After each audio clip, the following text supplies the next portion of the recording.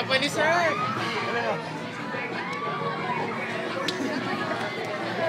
Ito nagpapakilala kayo.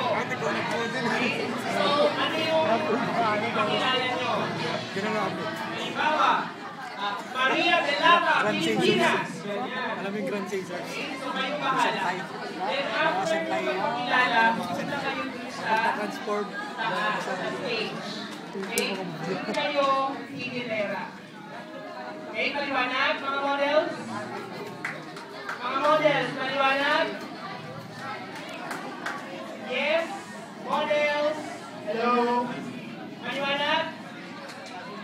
Okay ba ang instruction? Okay? So start na tayo.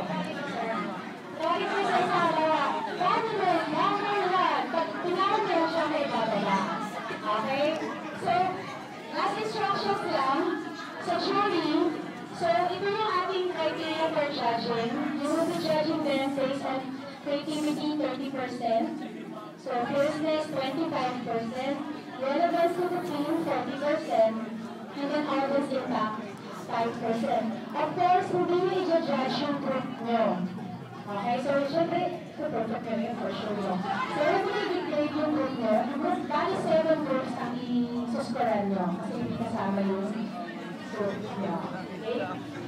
So, class, support ka lang sa sarili ninyo. May 5% tayo sa audience impact.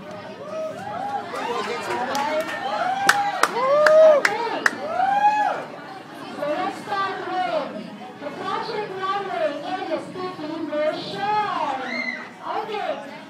Let's apply candidate number 1.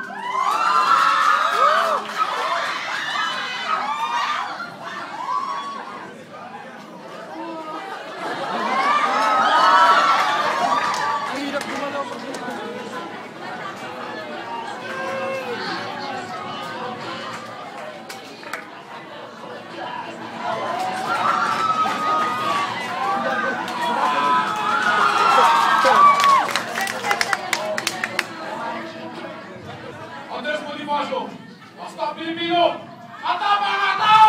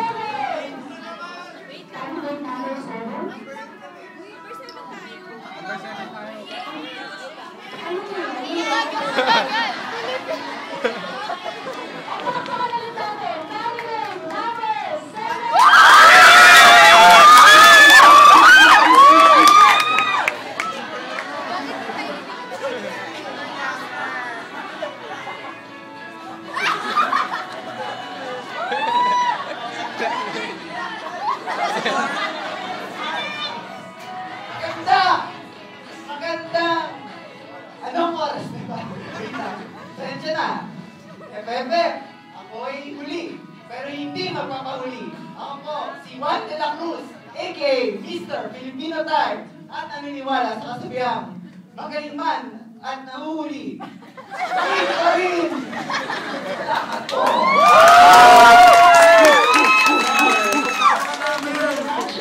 Number 7, and last but not definitely not the least, let's welcome candidate number 8.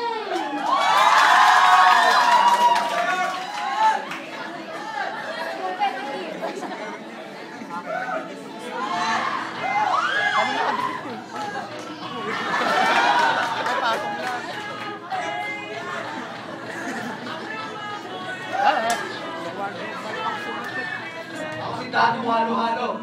Kahit saan pumaroon, mamumuna tayo doon dahil tayo mga Pilipino multinational.